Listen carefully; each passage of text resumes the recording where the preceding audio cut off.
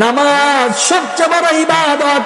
কেমন বড় ইবাদত? আল্লাহ কোরআনে বলেন, ইন্নাস সালাতা তানহা আনিল ফাহশাই ওয়াল মুনকার। নামাজ মানুষের মন সাফ করে, নামাজ মানুষের হাতকে ভালো কাজের দিকে এগিয়ে নেয়, নামাজ মানুষের পাকে ভালো কাজের দিকে এগিয়ে নেয়, নামাজ মানুষের চোখকে জমিনের দিকে অবনত করে দেয়, নামাজ মানুষের কানকে গান বাদ্য শোনা থেকে বাঁচিয়ে রাখে। আল্লাহ পাক এক কথাই বললেন, নিশ্চয়ই সালাত, নিশ্চয়ই নামাজ মানুষকে অশ্লীল বেহায়াপনা এবং গুনার কাছ থেকে বিরত রাখে। বলেন সুবহানাল্লাহ। সেই নামাজটা তো হতে হবে বিশুদ্ধ কোরআন তেলাওয়াতের মাধ্যমে।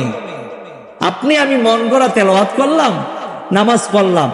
এমন অনেক নামাজি আছে, নামাজ পড়তে পড়তে কপালের ভিতরে কর পড়ে গেছে, দাগ পড়ে গেছে, কিন্তু তাকে যদি বলা হয় আপনি একটু সূরা ফাতিহাটা শোনান, তার সূরা ফাতিহাটাও বিশুদ্ধ হয় না।